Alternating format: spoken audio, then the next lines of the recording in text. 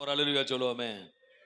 5 மாதம் உங்களை நடத்தினவரு, உங்களை போதுமானவர் நடத்தி இருப்பாரானால், அல்லேலூயா பயங்கரமா இருக்கணும். அல்லேலூயா. என் தேவன் நல்லவர்.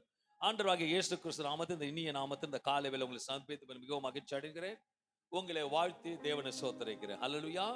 வருடம் துவங்கி 5 மாதங்கள் நடத்தினவர், இந்த 6வது மாதத்தில் நிச்சயம் மேன்மையாக சமாதானமாக நடத்துவார் என்று என்னால் தைரியமாக சொல்ல முடியும். ஏனால் கடந்த மாதம் நடத்தினவர், அதுக்கு முன்பாகவும் நடத்தினவர், அதுக்கு முன்பாகவும் நடத்தினவர், அதுக்கு முன்பாக நடத்தினவர், இந்த மாதத்தை நடத்துவார். ஹalleluya. Because he is unchangeable God. அவர் மாறாத தேவனா இருக்கு. அவர் கிருபையும் மகா இரக்கமுடையவர், ஒருபோதும் கைவிட மாட்டார். ஹalleluya. நான் விசுவாசத்தோட சொல்றேன், உங்களை ஒருபோதும் கைவிட மாட்டார். ஹalleluya. அப்படி சொல்லும் போது நீங்களும் நிறைய சொல்லி இருக்கணும், பாஸ்டர் உங்களை கைவிட மாட்டார். ஹalleluya. என் தேவன் வார்த்தைகளை கொடுத்து வார்த்தைகளை வாங்கும் போது என் தேவனை ஆசீர்வதிக்கிற தேவனா இருக்க. ஹalleluya. இந்த காலை வேளையில இந்த மாதத்துக்கு தேவனுடைய சமூகத்தில் காத்திருந்த பொழுது, தேவனுடைய சமூகத்தை இந்த மாதத்தை ஒப்பு கொடுத்தேன். அவர் நம்மை நடத்துவார். தேவனுடைய சமூகத்தில் காத்திருந்த போது தேவன் வேதத்திலிருந்து வார்த்தை கொடுத்தார். அதை வெளிப்படுத்தியும் காண்பித்தார். அதை உங்களிடம் பகிர்ந்து கொள்ள விரும்புகிறேன். ஒவ்வொரு மாதம் வார்த்தையை துவங்கு சொல்லும் போது இந்த வார்த்தை தான் நம்மை நடத்தும் என்பதை வேதத்தில் அனைத்து வார்த்தையும் நடத்தும். இந்த வார்த்தை உங்களை உற்சாகப்படுத்துவதற்கும் நம்பிக்கைப்படுத்துவதற்கும் விசுவாசத்தில் வளர்வதற்கும் அவ்விசுவாசம் போகாதபடிக்கு கடந்த வாதம் நடத்துவர் இந்த மாதம் நடத்துவார் என்று ஒரு வார்த்தையை கொடுத்து ஆசீர்வாதம் தொடங்குறதுக்காகத்தான் இந்த மாதத்தின் அதிகாலை வேளை நம்ம ஜெபிக்க வந்திருக்கிறோம். தியானிப்பதற்காக எடுத்துக்கொண்ட வேத பகுதி எரேமியா 29ஆம் அதிகாரம் 14வது வசனம். நான் உங்களுக்கு காணப்படுவேன் என்று கர்த்தர் சொல்லுகிறார். நான் உங்கள் சிறையிருப்பை திருப்பி நான் உங்களை துரத்திவிட்ட எல்லா ஜாதிகளிலும் எல்லா இடங்களிலும் இருந்து உங்களை சேர்த்து நான் உங்களை விலக்கி இருந்த ஸ்தலத்துக்கே உங்களை திரும்பி வர பண்ணுவேன் என்று கர்த்தர் சொல்லுகிறார். 2 தடவை கர்த்தருக்கு சொல்றாரு. கர்த்தர் சொல்லுகிறார். நான் விசுவாசிக்கிறேன். எரேமியா 29:14 வசனம் எதை வெளிப்படுத்தி காண்பிக்கிறது என்றால், தேவனுடைய மாறாத அன்பையும் அவருடைய பிள்ளைகளுக்கு அவர் செய்யும் மீட்பையும் விடுதலையும் வெளிப்படுத்தி காண்பிக்கிறது. இந்த வசனத்தின் முக்கிய ஒரு சார வம்சத்தை சொல்லி செய்திக்கு கடந்து போனால் அது உங்க சிந்தனையும் உங்கள் ஆவில நிலைத்திருக்கும் என்று விசுவாசிக்கிறேன். முதல் தேடுதல். அப்படியா என்றால் முழு இருதயத்தோட தேவனை தேடும் போது அவர் நமக்கு காணப்படுகிறவராய் இருக்கிறார். இரண்டாவது சிறையிருப்பு பார்க்கும் பொழுது, வாழ்க்கையில் நாம் சந்திக்கும் எல்லா விதமான சோதனைகளும் துன்பங்களும் மற்றும் தடைகள் என்னும் சிறை இருப்பிலிருந்து நம்மை விடுவிப்பார் என்பதை இந்த வார்த்தை மூலமாக காண்பிக்கிறது. வாழ்க்கையின் ஒவ்வொரு சூழ்நிலையும் இந்த வாக்குறுதி நமக்கு மாபெரும் நம்பிக்கை ஆறுதல் தருகிறதா இருக்கு. அன்பான தேவ பிள்ளைகளே, இந்த வசனத்தின் அர்த்தமானது கர்த்தர் நம்மை முதலாவது கைவிட மாட்டார். நம்மை முழு இருதயத்தோடு அவர் தேடும் போது முதலாவதாக கர்த்தர் நம்மை ஒருபோதும் கைவிட மாட்டார். ஏன் கைவிட மாட்டார் என்றால், நம் முழு இருதயம் அவர் தேடும் பொழுது அவர் நம்மளை கனப்படுத்துவார். நம்முடைய வாழ்க்கையோடு இருந்த பகுதிகளை, உடைந்த பகுதிகளை ஆசீர்வாதம் கொடுத்து திருப்திப்படுத்துகிற தேவனா இருக்கிறார். இது எத்தனை பேர் விசுவாசிக்கீங்க? அவர் திருப்திப்படுத்துகிற தேவன். நாம் ஜெபிக்கும் பொழுது தேவன் நம்முடைய ஜெபத்தை கேட்டு பதில் கொடுத்து அதை தெரியப்படுத்துகிற தேவனாக இருக்கிறார். அன்பான தேவ பிள்ளைகள், இந்த வசனத்திலிருந்து ஒரு முக்கியமான வார்த்தையை தான் இந்த மாதத்துக்கு நான் உங்களிடத்தை கொடுத்து பேச விரும்புகிறேன். அந்த வார்த்தை மறுபடியும் வசனத்தை எரேமியா 29:14 வாசிக்கும் பொழுது, நான் உங்களுக்கு காணப்படுவேன் என்று கர்த்தர் சொல்லுகிறார். இந்த காலை வேளையில திட்டம் தெளிவுமாக இந்த ஜூன் மாதம் கர்த்தர் விசேஷமாக நான் உங்களை காணப்படுவேன் என்று கர்த்தர் சொல்லுகிறார். அல்லேலூயா. நீங்க அவரை பார்ப்பீங்க, நீங்க அவரோட சத்தத்தை கேட்பீங்க, நீங்க அவரோட குரலுக்கு பதில் கிடைக்கும்படி பேசுவார். ஏனென்றால் அன்பான தேவ பிள்ளைகளே, வேதத்திலிருந்து தேவன் கண்டவர்கள் ஆதியாகமத்திலிருந்து வெளிப்படுத்தின விசேஷம் வரைக்கும் பார்க்க முடியும். வேதத்தில் யாரெல்லாம் தேவனை கண்டார்கள் என்று பழைய ஏற்பாட்டிலும் புதிய ஏற்பாட்டிலும் சில வசனங்களுக்கு காண்பிக்க விரும்புகிறேன். பலருக்கு தேவன் நேரடியாகவும் பேசியிருக்கிறார், தரிசனமாயிருக்கிறார், தூதர் மூலமாக காணப்பட்டிருக்கிறார். நான் சுருக்கமாக ஒரு கண்ணோட்டத்தோடு சென்று வேத வசனத்துக்கு போக விரும்புகிறேன். முதலாவதாக ஆதாம் ஏவாளே ஆதியாகமம் 3ஆம் அதிகாரம் 8வது வசனத்தை பார்க்கும் போது, ஏதோம் தோட்டத்தில் தேவனோட சத்தத்தை கேட்டார், அவரோட உலாவினார்கள் என்று வேதவசனம் சொல்லுகிறது. அடுத்தபடியாக ஆபிரகாமை குறித்து பார்க்கும் பொழுது ஆதியாகமம் 18ஆம் அதிகாரம் 1வது வசனத்தை பார்க்கும் பொழுது பலமுறை காணப்பட்டார். மெம்ரேயின் கர்வாலி மரங்களிலே 3 மனிதராக தோன்றி கர்த்தரை வழி நடத்தினார். யாக்கோபு குறித்து பார்க்கும்போது ஆதியாகமம் 32ஆம் அதிகாரம் 30வது வசனம் சொல்லுகிறது, தேவனிடம் யுத்தம் செய்து முகமுகமாய் கண்டான் என்று. இது கவனித்தால் போதும், எழுதி வைக்கும் போது சிலது அப்புறம் எழுதி வைத்துக் கொள்ளலாம். மோசே குறித்து பார்க்கும்போது யாத்ராகம் 3ஆம் அதிகாரம் 2வது வசனமும், யாத்ராகம் 33ஆம் அதிகாரம் 11வது வசனத்தை பார்க்கும்போது எரிகிற முச்செடியில் சீனா மலையில் கூடாரத்துல முகமுகமாக பேசினார்.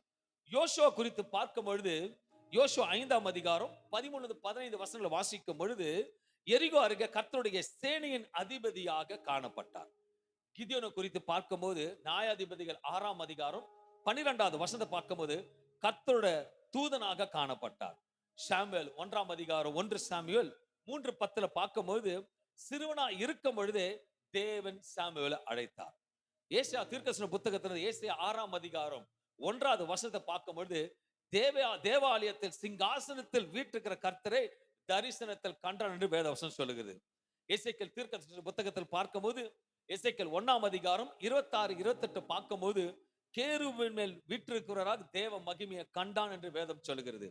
தானியேலை பார்க்கும்பொழுது தானியேல் அதிகாரம் 7-9 பார்க்கும்போது தேவனை தரிசனத்தில் கண்டான் என்று பழைய ஏற்பாட்டில் பாடப்பட்டிருக்குது. அல்லேலூயா. இவ்வளோ சொன்னேன், கண்டிப்பா புரிஞ்சிருக்காது, ஆனாலும் சொல்றேன். இத்தனை தேவ மனிதர்களோட சரித்திரத்தை சொன்னேன், இவங்க அனைவரையும் தேவன் கண்டார். அல்லேலூயா. புதிய ஏற்பாட்டில் பார்க்கும்போது சீஷர்கள் யோவான் 1ஆம் அதிகாரம் 14 சொல்லுது, இயேசு கிறிஸ்துவாகிய தேவகுமாரனை நேரடியாக கண்டார்கள். பவுல் அப்போஸ்தலர் பார்க்கும் பொழுது 9ஆம் அதிகாரம் 3-5 வசனங்களை பார்க்கும்போது தமஸ்கு வழியிலே இயேசுவை கண்டான்.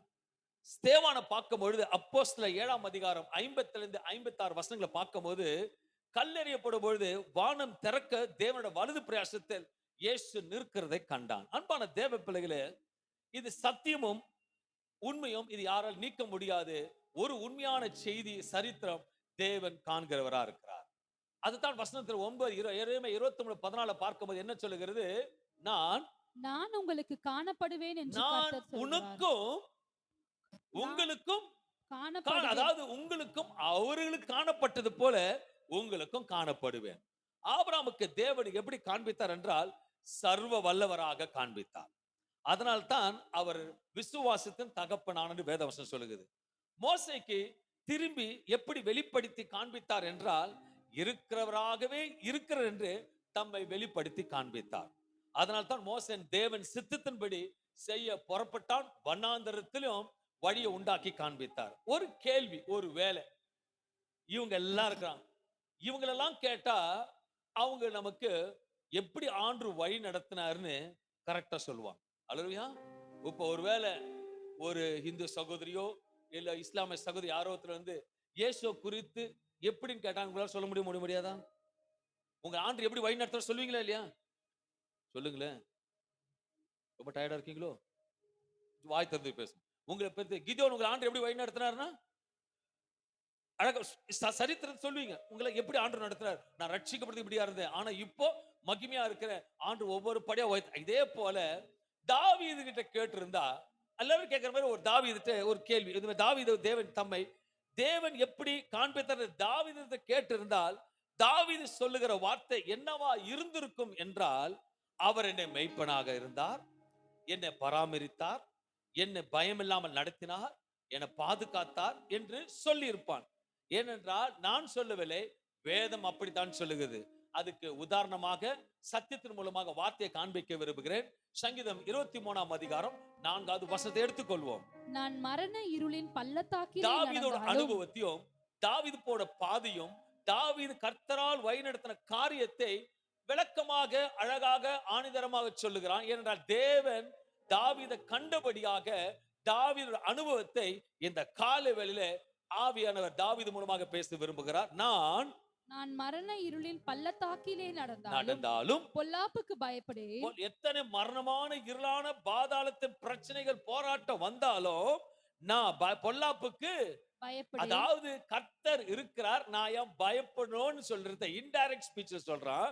அதுக்கு பிறகு தேவரீர் என்னோடு கூட ஒரு இருக்கிறீர். வைராக்கியமான வார்த்தை சொல்லுகிறார். கர்த்தர் என்னை காண்கிறது மாத்திரமல்ல, அவர் என்னோடு கூட இருக்கிறார். உமது கோலும், அதாவது அவரோட கோலும் உமது தடியும், அவரோட தடியும் என்னை தேற்றும். அவர் தேற்றுகிறவர் மனவாளனா இருக்கிற தேவனா இருக்கிறார். ஹல்லேலூயா. ஒருவேளை தாவீது இந்த இன்டர்வியூ எடுத்து இப்படி தான் சொல்லியிருப்பான், நான் மரணத்துல போன போது கூட பள்ளத்தாக்கு பண்ண பயப்பில்லப்பா. ஏன்பா பயப்பில்ல? தாவீது சொல்வான், கர்த்தர் என்னை பார்த்துக்கிட்டே இருக்காரு, கர்த்தரை நடத்திட்டே இருக்காரு. அவனோட போல்ட்னஸ் ஸ்பீச். நிறைய பேர் இது பேர் மோசே கேட்டிருக்கலாம், ஆபிரகாம் கேட்டிருக்கலாம். ஆனா இன்னைக்கு தாவீதோட காரியத்தை உங்களோட பேச விரும்புகிறேன். தாவீது ஒரு கேள்வி கேட்டா இப்படிதான் பதில் சொல்லி இருப்பான்னு நான் சொல்லல, வேதம் ஆணிதரமா சொல்லுகிறது. இந்த வசனம் தேவன் தாவீதை காண்கிறவராக இருக்கிறார் என்றும், மற்றும் தேவன் நிலையான பாதுகாப்பும் சோதனையான வேளைகளிலும் காலங்களிலும் தேவன் தாவீதோடு இருக்கிறார் என்று இந்த வார்த்தை ஆணிதரமாக உறுதிப்படுத்துகிறது. நம்முடைய தேவன் காண்கிற தேவன். ஹல்லேலூயா. திருப்பி சொல்ல முடியும் ஆமென். ஹல்லேலூயா. இப்ப நான் கீழே இருந்து ஆபீஸ்ல இருந்து பார்ப்பேன், யார் யார் படிக்கட்டுல ஏறி நடக்கிறான், யார் யார் பால்கனில இருக்கிறான், யார் யார் ரோட்டு விட்டு போறாங்க. எப்படி நான் எங்க இருந்து பாக்குறேன்? உள்ள ஆபீஸ்ல இருந்து கேமரால பார்த்துட்டு இருக்கேன். எத்தனை 4 கேமரா போட்டு பார்த்திருக்கேன். அப்போ இந்த உலகத்தை படைத்தவர் எப்படிப்பட்ட கேமரா உங்களை பார்த்துட்டு இருக்கோம். ஹல்லேலூயா. தாவீதை காண்கிறவர் தான் இந்த மாதம் சொல்றார், நான் உங்களை காண்கிற தேவன் காண்பிப்பேன்னு சொல்ற. தேவனுக்கு நன்றியாக தெரியும், நன்றி தெரியப்படுத்திருக்கோம். எப்படி அவர் நம்மோடு வாழ்க்கையில் காண்பிப்பார் என்று நான் சொல்ல விரும்புகிறேன். நமக்கு ஒரு வைராக்கியமான நம்பிக்கை இருக்க வேண்டும். தேவன் தம்மை வெளிப்படுத்தி காண்பிக்கும் பொழுது நம்மோட சோறு மாறிவிடும். ஹல்லேலூயா. தாவீது அழகாக வெளிப்படுத்தி சொல்லுகிறத பார்க்க முடியும். சங்கீதம் 139 8வது வசனம். நான் வானத்திற்கு ஏறினாலும் நீர் அங்கே இருக்கிறீர். எங்கயா? நான் வானத்துல ஏறினாலும் நீர் அங்கே இருக்கிறீர். நான் பாதாளத்தில் படுக்கை போட்டாலும் நீர் அங்கேயும் இருக்கிறீர். மேல போனா ஓகே, பாதாளத்துக்கு போனாலும் நான் அங்க இருப்பேன். அப்போ தாவீதை எவ்வளவு ஆண்டவர் நேசிக்கிறவரா இருக்கிறார், எப்படி காண்கிறா இருக்கிறார். தாவீதை சிறு வயதிலிருந்து பார்த்தபடியாக அவருக்கு நல்லா தெரியும். உங்களையும் கர்த்தர் நல்லா உங்களை பத்தி நல்லா தெரியும் அவருக்கு. தாவீதை எப்படி மேல போனாலும் கூட வந்து பாப்பாரோ, பாதாளத்துக்கு போனாலும் நீர் அங்கேயும் இருக்குன்னு சொல்றாரு. இங்க தாவீது சொல்லுகிறத பார்க்க முடியும். நான் பாதாளத்தில் படுக்கை போட்டாலும் நீர் அங்கேயும் என்னோட கூட இருக்கிறீர் என்று தாவீது எதை குறிப்பிட்டு சொல்லுகிறார் என்றால், நான் உயர்ந்த நிலையில் இருக்கும் பொழுதும் தேவன் என்னோடு இருக்கிறார். இன்டைரக்ட் அழகா சொல்ற, நானு உயர்ந்த இடத்துல இருந்தாலும் தேவன் என்னோட இருக்கிறீர். ஒருவேளை நான் கடினமான பாதையில் போனாலும் என் தேவன் என்னோட இருப்பார் என்று சொல்லுகிறான். ஹல்லேலூயா. இந்த காலையில விசுவாசிக்கிறோம், நீங்க எப்படாப்பட்ட சூழ்நிலை போன நல்லா இருக்கும் பொழுதும் தேவன் உங்களோட கூட இருப்பாரு.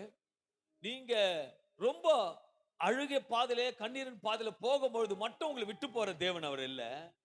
நீ பாதாளன்னு சொல்லும் பொழுது கடினமான சூழ்நிலை, கடினமான வாழ்க்கை, கடினமான போராட்டம், அது financial whatever it is, XYZ எல்லாமே அடங்கி இருக்கு. பாதாளன்னு சொன்னாலே அது பாதாளனா ஒரு தங்கமோ நல்ல மகிழ்ச்சியான இயேசுமா இருக்கணுமா? பாதாளம் எப்படி இருக்கும்? அழுற சத்தமோ அழிவும் போராட்டம் கண்ணீரும் இருக்கும். ஆனாலும் அங்கேயும் தேவன் இருப்பார்னா உங்களோட பிரச்சனையிலும் தேவன் உங்க கூட இருப்பார். ஹல்லேலூயா.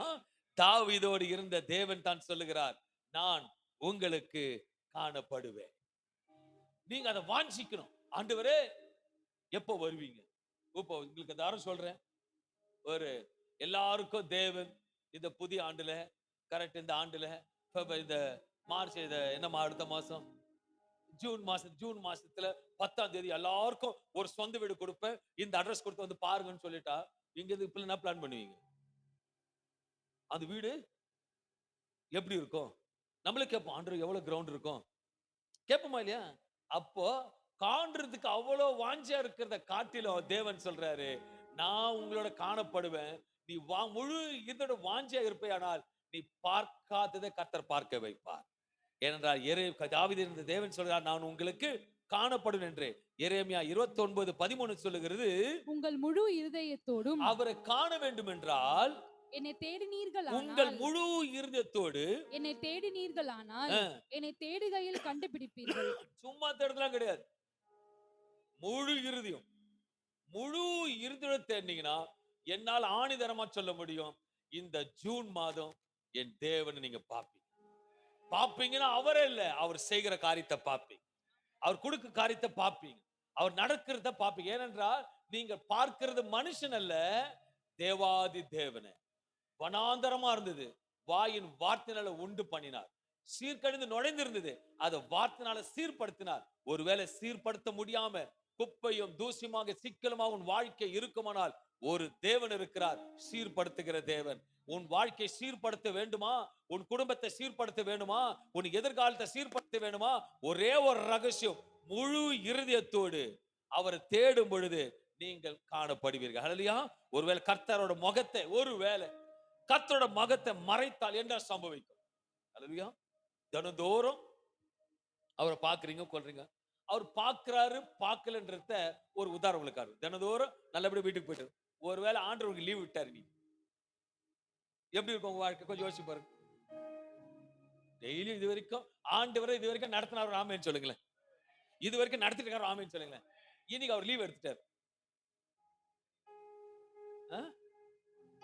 இங்க இருந்து வெளியூர் போறீங்க, போவீங்க, என்ன யோசனை வர? வெளியூர் போறதுக்கு முன்னாடி போற வழியில எதனா ஆயிடுமா?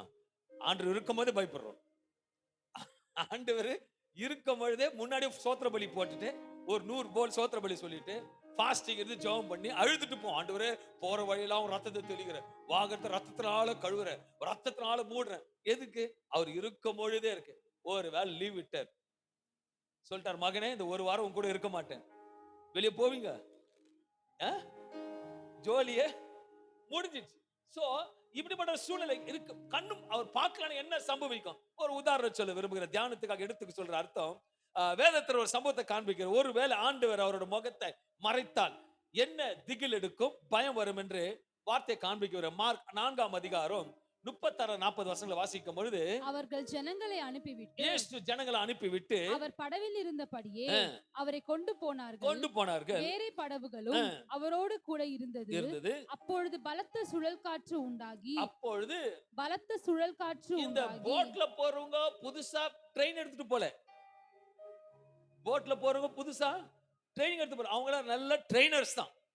அவ்வளவு அதுவும் கடல்ல போறாங்க, எப்படி போறாங்கன்னா அப்படி பார்க்க சுழல் காற்று உண்டாக்கி, அப்பொழுது பலத்த சுழல் காற்று உண்டாகி படவு நிரம்பத்தக்கதாக அலைகள் அதன் மேல் பயங்கரமா மோதிட்டு கப்பலின் பின்னணியத்தில் அவர் தலையணை வைத்து நித்திரையா இருந்தார். அவர் எங்க இருந்தாரா?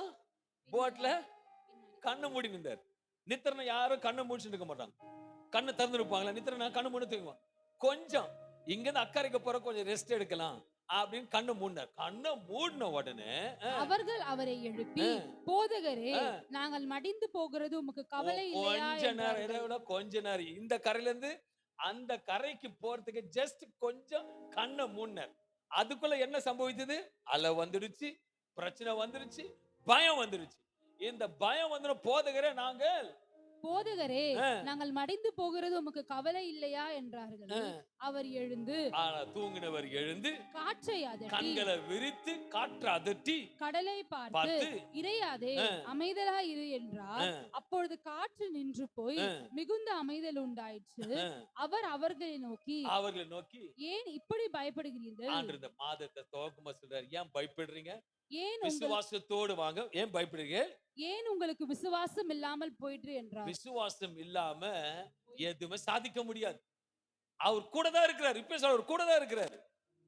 ஒருவேளை உங்களுக்கு இருக்க, அவர் ரெஸ்ட் எடுத்துருக்காரோ, கொஞ்சம் எழுப்புங்க. அவர் ஆண்டவரே, அவர் கண் விழித்து பார்க்க வைக்கட்டும். கர்த்தர் மகிமையான காரியம் சம்பவிக்கும். கொஞ்சம் தான், ஜஸ்ட் கொஞ்சம் கண்ணு மூடினார்.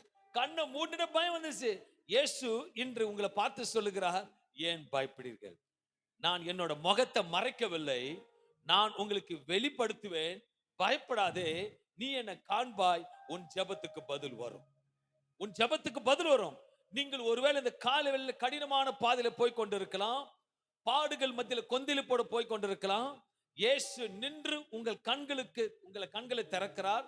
உங்கள் கண்கள் திறக்கப்படுகிறது நிமித்தம் உங்கள் கண்கள் அவர் காணும். அல்லேலூயா. ஆபிரகாம் ஒரு சிநேகிதனா இருந்தார், ஆனா ஆபிரகாம் கண்ணு திறந்தார். ஆபிரகாம் கண்கள் திறக்கப்பட்டது. இந்த ஜூன் மாதம் உங்கள் கண்கள் திறக்கப்படுகிறது. அவர் கண்கள் பார்க்கபடி அல்ல, அவர் பார்க்கிறார் என்று உன் கண்கள் திறக்கப்படுகிறது. ஹல்லேலூயா. நீங்கள் தேவனிட கேட்க வேண்டிய ஒரே ஒரு காரணம், ஆண்டவரே நீங்க பார்த்தா போதும்பா எல்லாமே நடக்கும். ஒரு வார்த்தை ஆண்டவர் நீங்க பார்த்தா சொல்லுங்க, நீங்க பார்த்தா போதும்பா. வாய் இருக்குன்னு சொல்லுங்க, வாய் இருக்குன்னு சொல்ல வேணாம். நீங்க பார்த்தா போதும்பா எல்லாமே நடக்கும். ஏன்னா அவர் பார்த்தா தான் நடக்கும். ஆனா வசனம் சொல்லுது உங்களை காணப்படுவேன். அவர் just he wants to show you out. ஏசாயா 33:17 சொல்லுகிறது, உன் கண்கள் ராஜாவை மகிமை பொருந்தின, உன் கண்கள் திறக்கப்பட்டா என்ன வசனமா, உன் கண்கள் ராஜாவை மகிமை பொருந்தினவராக காணும், காணும், தூரத்தில் உள்ள தேசத்தையும் பார்க்கும், தூரத்திலுக்கு தேசத்தையும் பார்க்கும் என்று வேதவசனம் சொல்லுகிறது. அது வசனத்தை மறுபடி வாசிப்போம். உன் கண்கள் ராஜாவை மகிமை பொருந்தினவராக காணும், காணும், தூரத்தில் உள்ள தேசத்தையும் பார்க்கும். வசனம் சொல்லுது ராஜாவை காணும். ராஜாவை காணும் என்றால் ஏசாயா 32 அதிகாரம் 33 22 வசனம் சொல்லுகிறது, கர்த்தர் நம்முடைய ராஜா. ராஜான்னு பார்த்தா கர்த்தர் நம்முடைய ராஜா. அவர் நம்மை ரட்சிப்பார். அவர் நம்மை ரட்சிக்கிறவர். அவர் நம்ம ரட்சிப்பார் என்றால் அவர் ஆள்கிறவரும் காப்பாற்றுகிறவருமா ஒரேவராக இருக்கிறார். உன்னை ரட்சிக்கிறவர் யாருன்னா அவர் தான் உன்னை காப்பாற்ற முடியும். அவர் தான் உன்னை ஆளுகிறவருமா இருக்கிறார். ராஜாவை இருந்து அதிகாரம் சொல்லுகிறது மட்டுமல்ல, அவர் நேசிக்கிற தேவனா இருக்கிறார். அனைவரும் இந்த காலை வேளையில ஒரு ராஜாவை பார்க்க வந்திருக்கீங்க. இந்த காலை வேளையில அவர் சகலத்தை மீட்டு கொடுக்கிறவர் மாற்றமல்ல, கண் விழித்து உன்னை காண்கிற தேவனா இருக்கிறார். ஏனென்றால் ஏசாயா 33 அதிகாரம் 17 வசனத்தை மறுபடியும் வாசிக்கும் பொழுது, உன் கண்கள் ராஜாவை மகிமை பொருந்தினவராக காணும், தூரத்தில் உள்ள தேசத்தையும் பார்க்கும். இதுல ஒரு வார்த்தை இருக்கு, ஒரு வார்த்தை அடங்கி இருக்கு, தூரத்தில் உள்ள தேசத்தை பார்க்கும். தூரம் என்றால் எட்டாத காரியம், தூரம் என்றால் பார்க்க முடியாத காரியம். ஹல்லேலூயா. இங்க இருந்து காஞ்சிபுரத்தை பார்க்க முடியுமா? பார்க்க முடியாது. ஹல்லேலூயா. ஏன் இங்க இருந்து மெயின் ரோடே பார்க்க முடியாது. என் தேவன் எட்டாத காரியத்தை செய்கிற தேவன் தான் தூரத்தில் இருக்கிற காரியத்தை பார்க்க வைக்கிற தேவன். நம்ம ராஜா பார்த்து விட்டால் அல்லது ராஜா நம்மை பார்த்து விட்டால் உனக்கு எட்டாத, உனக்கு தெம்படாத, இதுவரைக்கும் பார்க்காத காரியத்தை கர்த்தர் உன் கண்கள் காண வைப்பார். என் தேவன் தூரத்தில் இதுவரைக்கும் உன்னோட ஆசீர்வாதம் எங்கேயோ இருக்கு தூரத்துல. இந்த மாதம் சொல்றாரு, முழு இருந்தத்தோட தேடும் போது நீங்க அவர் காண்பீங்க. நீங்க காண்றதுனால அவர் உங்களை காண்றாரு. தூரத்தில் இருக்கிற ஆசீர்வாதத்தையும் இந்த மாதத்துல நீங்க பார்க்கும்படி கர்த்தர் கிரியை செய்வார். ஹல்லேலூயா. வேதம் சொல்லுகிறது, அவர் உங்களை பார்த்து விட்டால் என்ன சம்பவிக்கும் என்றால், எரேமியா 33 அதிகாரம் 3 வசனம் சொல்லுகிறது, உனக்கு எட்டாதுமான பெரிய காரியங்களை உனக்கு அறிவிப்பார். ஹல்லேலூயா.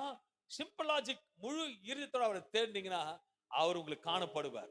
அவர் உனக்கு காணப்படுவார்னா தூரத்தில் இருக்கிற காரியத்தை, எட்டாத காரியத்தை கர்த்தர் உனக்கு காண்பித்து ஆசீர்வதிக்கிற தேவனா இருக்கு. ஹல்லேலூயா. உனக்கு ஆசீர்வாதம் இன்னைக்கு ப்ரிப்பேர்ட் ஆகணும்னு இல்ல, ஏற்கனவே ப்ரிப்பேர் ஆயிடுச்சு. ஒருவேளை குழந்தை மதியான சாப்பாடுக்கு போயிட்டு 1 மணிக்கு சாப்பாடுக்கு வீட்டுக்கு வருது, வந்த பிறகுதான் சாப்பாடை எடுத்து அடுப்புல வைப்பீங்களா, இல்ல 1 மணிக்கு குழந்தை சாப்பிட வரணும்னாலே முன்னாடி ஆயத்து பண்ணி வைப்பீங்களா? வாய் தொன்னு சொல்லுங்களேன். நீங்களே இவ்வளவு முன்னாடி ஆயத்த பண்ணி வைக்கணும்னு தோணும் போது உங்களை படைத்த தேவன் முன்னாடி ஆயத்த பண்ணி வச்சுட்டாரு. அது தூரமா இருக்கு. அதை நீ முழு இருந்த தேடும் பொழுது நீ அவரை பார்ப்ப. நீ அவரை பார்க்கறதுனால அவர் உன்னை பார்ப்பாரு. அவர் உன்னை பார்க்கறதுனால தூரத்துல நீ பார்க்காத ஆசீர்வாதத்தை கர்த்தர் பார்க்க வைப்பாரு. அது அலறபடியே கர்த்தர் கிருபை செய்வார். ஹல்லேலூயா. அவர் உன்னை பார்த்து விட்டால், அவர் அல்லது உன்னை கண்டு விட்டால் உனக்கு எட்டாத காரியத்தை கர்த்தர் உனக்கு செய்வார் அந்த மாதம். ஹல்லேலூயா. இதுல இருந்து நீ விசுவாசிக்க வேண்டும், கர்த்தர் என்னை பார்க்க போகிறார். இனி நான் பார்க்க போகிறேன். எல்லா விசுவாசத்தனோட சேர்ந்து சொல்லுங்க, இன்ற நாள்ல இருந்து நான் விசுவாசிக்கிறேன், நான் பார்க்காததை நான் பார்க்க போகிறேன். நான் பார்க்க போகிறேன். என்ன பார்ப்பீங்க? பார்க்காத பார்ப்பீங்க. ஹல்லேலூயா. உங்களுக்கு வச்சிருக்கிறது பார்க்க போறீங்க. ஹல்லேலூயா. இப்ப உங்களுக்கு தெரிஞ்சது என்ன இருக்கு?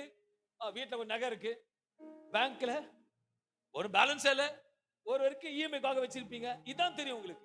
அமர்ந்தனே இல்ல வரப்போறது உங்களுக்கு தெரியுமா? தெரியாது. வரப்போறது அவருக்கு மட்டும் தான் தெரியும். அவர் சொல்றாரு, நீ பார்க்காததை பார்க்க போற. இதனால ஹைலைட் பண்ணி விசுவாசத்தோட மாதத்திலிருந்து இந்த மாதம் மட்டும் இல்ல, தொடர்ச்சியா அந்த வார்த்தையை கை வச்சு ஜெபங்க. தீர்க்கதரிசனமா சொல்றேன், பார்க்காதத பார்க்க போகிறோம். விசுவாசம் ஆமென் சொல்லுங்களேன். பாஸ்டர், பார்க்காதத பார்க்க போறீங்க. குடும்பமே என் குடும்பத்தை பார்த்து சொல்றேன், சபையார நீங்க பார்க்காதத என வேதம் சொல்லுகிறது. எரேமியா 29:13, உங்கள் முழு இருதயத்தோடும் எப்ப பாப்பீங்க? முழு இருதயத்தோடு என்னை தேடினாரானால் என்னை தேடுகையில் கண்டுபிடிப்பீர்கள். அவரை பார்த்துட்டீங்கன்னா அவர் உங்களை கைப்பிடிச்சுமே காட்டுவார். ஏன்னா உங்களுக்கு ரூட் தெரியாது, உங்களுக்கு பாதை தெரியாது. அவர் மட்டும்தான் பாதையை காண்பிக்கும். இந்த மாதம் உன் இருதயத்தோடு அவரை தேடினா, அப்படி என்றால் முழு இருதயத்தோடு அவர் மீது போக்கஸ் வைக்கணும். முழு இருதயத்தோடு அவர் மேல் போக்கஸ் வைக்கும் பொழுதுதான் என் கர்த்தர் நல்லவரா இருக்கிறார், மாற்றமல்ல என் தேவன் அவரை முழுமையாக அவரை பார்க்க முடியும். அன்பான தேவ பிள்ளைகளை ஃபுல் போக்கஸ் தேவன் மீது வைக்கணும். இதனால ஒரு காரியத்தை உங்களுக்கு சொல்ல விரும்புகிறேன். இந்த மாதம் முழுதும் உங்க இருதயத்தோடு அவரை தேடினால், அப்படி என்றால் முழுமையான போக்கஸ் அவர் மீது மட்டும் இருக்க வேண்டும். அவரோட போக்கஸ் இருக்கும் போது தான் அவரோட போக்கஸ் உங்க மேல இருக்கும். அல்லேலூயா. இங்க பார்த்திருக்கேன், எல்லா ஃபேமிலியும் வெளியே போகும் பொழுது, ஓகே, ஃபேமிலியே போன அந்த ரிமெம்பரன்ஸா இருக்கிறதுக்கு என்ன பண்ணுவீங்க? ஒரு இடத்துக்கு போறீங்க, சொல்லுங்க, போட்டோ. அந்த போட்டோ எடுக்கும் பொழுது போட்டோ எடுக்கிறதா சொல்லுவாரு, சரிங்க. ஏன்னா நீங்க பாக்குறது அவங்களுக்கு தெரியுது, அவங்க போக்கஸ் வேற எங்கேயோ இருக்கும். எங்கேயோ பார்த்துட்டு இருப்பாங்க, எங்கேயோ பார்த்துட்டு இருப்பாங்க. இங்க இருந்து சொல்லுவாங்க, கொஞ்சம் சிரிய, கொஞ்சம் முகத்தை பாரு. ஏன்னா உங்க போக்கஸ் அங்க சரியா தர போக்கஸ். இப்போ உங்க இருதயம் எப்படி இருக்குன்னா அவர் மேல மட்டும்தான் இருக்கணும் போக்கஸ். அந்த போக்கஸ் அவர் மேல இந்த மாதம் இருக்குன்னா அவரோட போக்கஸ் உங்க மேல இருக்கும். ஆமென் சொல்லுவோமே. இதுதான் ரகசியம். இந்த மாதம் உங்க முழு இருதயத்தோட அவரை போக்கஸ் பண்ணி பாருங்க. கர்த்தர் கிருபை நடந்தா.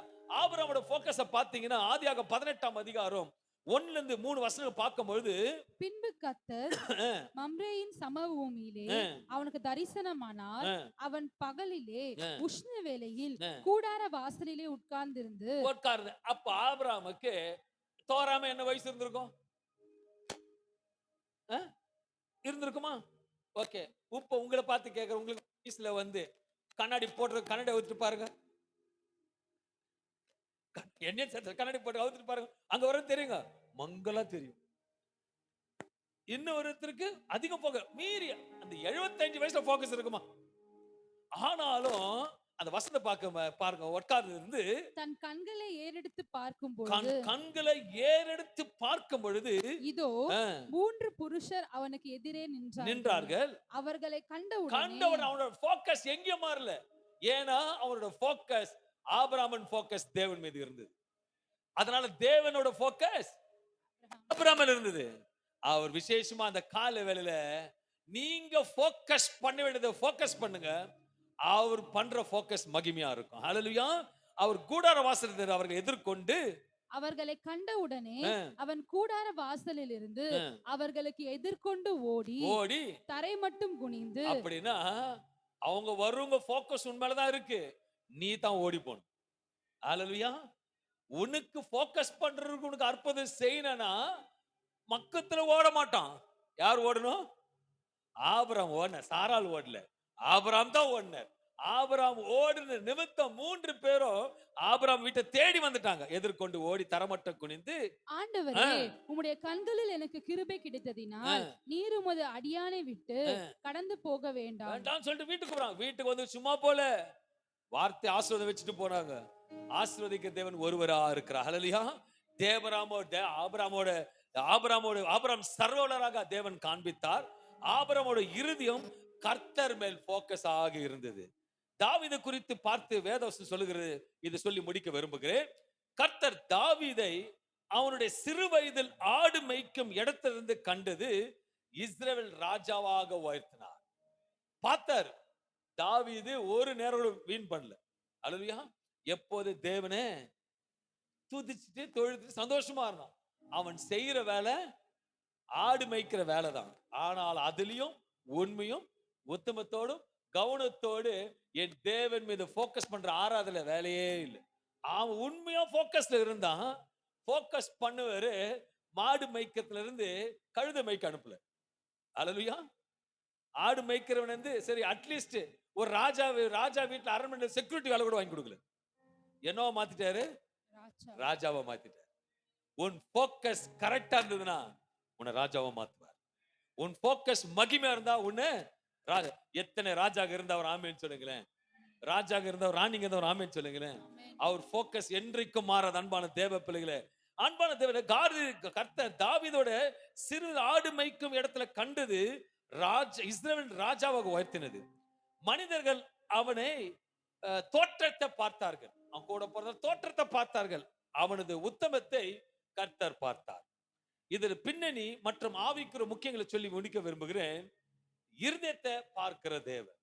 அதான் முழு இருதயத்தோடு தேடினால் தேடுகையில் அவரை இத தாவீதை கண்டுபிடிச்சான். அல்லேலூயா.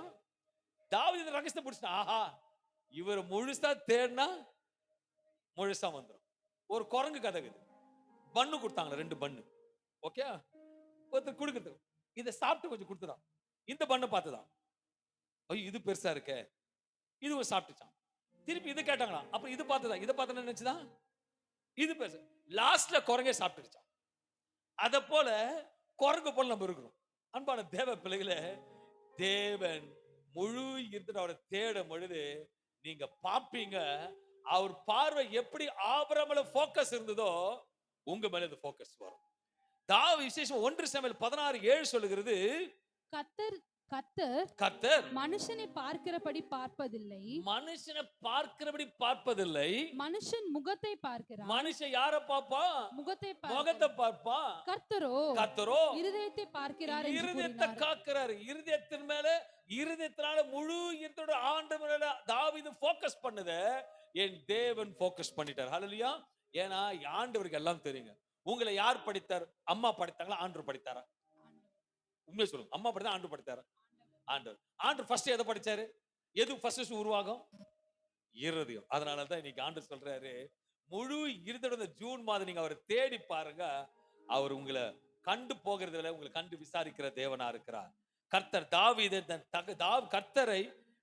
தாவீதை தன் தகப்பன் சகோதரர்கள் மற்றும் குடும்பத்தினர் நடுவர் கர்த்தர் அவனை கண்டு அபிஷேகம் பண்ணும்படி சாமுவேலுக்கு கட்டளையிட்டார். தேவனிடம் இருதயத்துக்கு ஏற்றவன் என்று வேதம் சொல்லுகிறது. தாவீது சிறு வயதாய் இருந்தபோது கர்த்தருடைய சித்தத்தின்படி நடந்து கொண்டதால் கர்த்தர் என்ன சொல்றாரோ, அவன் என் இருதயத்துக்கு ஏற்றவன். அப்போஸ்தலர் 13:22 சொல்லுது, கர்த்தரே தாவீதை குறித்து சாட்சி கொடுக்கிறார். ஏனென்றால் சாட்சி எப்போ வரணும்னா உன் போக்கஸ் மாறக்கூடாது. ஹல்லேலூயா. நான் உங்களோடு இப்படி பேசிக்கொண்டு இருந்தாலும் என்னோட போக்கஸ் டைமை பார்க்கும். ஏன்னா உங்களோட போக்கஸும் எங்க இருக்கணும்? இப்போ எப்படா முடிப்பாரு, சீக்கிரம் போகணும். ஆனா இன்னைக்கு ஒன்னும் பிரச்சனை இல்லை, ஸ்கூல் ஒன்னும் திறக்கல. அதனால கர்த்தருக்கு ஸ்தோத்திரம் உண்டாவதாக. இன்னும் 5 நிமிஷம் முடிக்க விரும்புகிறேன். ஹல்லேலூயா. எனக்கும் என் பிள்ளைகளோட போக்கஸ் பண்ண தெரியும். Because my God is a good God. தேவன் இருதயம் சொல்றாரு, கர்த்தர் அவன் இருதயத்துக்கு ஏற்றவனா கண்டேன். நீங்க எத்தனை பேர் அந்த லிஸ்ட்ல இருக்கீங்க எனக்கு தெரியாது. இன்னைக்கு அந்த லிஸ்ட்ல நீங்க இருக்கணும்னு பாரு. ஓகே, டீச்சருக்கு தெரியும் ஸ்டூடெண்ட்ஸ் லிஸ்ட்ல இருக்கிறாங்களா இல்லையா. அல்லையா, உஷா ஒரு டீச்சரா இருக்கீங்க, ஒரு 60 பிள்ளைங்களை நடத்தும் பொழுது எது படிக்கும் எது படிக்காதுன்னு சொல்லிட்டு இன்ஸ்பெக்ஷன் ஒரு கேட்டா நீங்க சொல்லுவீங்களா இல்லையா? மக்கு எதுன்னு சொன்னா சொல்லுவீங்களா இல்லையா?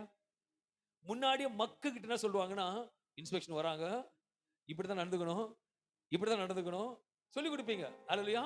ஆனா இன்னைக்கு இன்ஸ்பெக்ஷன் வரப்போற அந்த மாத இன்ஸ்பெக்ஷன் மாஸ்டர் கிட்ட நீங்க எல்லாம் நல்லா பாரு, நல்லா கவனிங்க.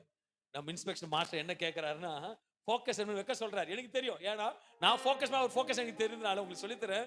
இந்த மாசம் அவர் மேல ஃபோக்கஸ் வைங்க, உங்க மேல அவர் ஃபோக்கஸ் வைப்பார். அந்த ஃபோக்கஸ் வைக்கிறது எப்படின்னா, தாவீது வச்ச மாதிரி ஃபோக்கஸ் அவர் மேலே இருக்கணும். உங்க வீட்டுல வந்து தங்கணும், உங்களை ஆசீர்வதிக்கணும். தாவீது எட்டாத பார்க்காத காரியத்தை பார்த்து. அப்படிதான் சொல்லுது. தாவீதோட சொத்து எப்படி இருந்ததா? அவன் கண்ணுக்கு வர தாவீது. ஆபிரகாமுக்கு எப்படி இருந்தது?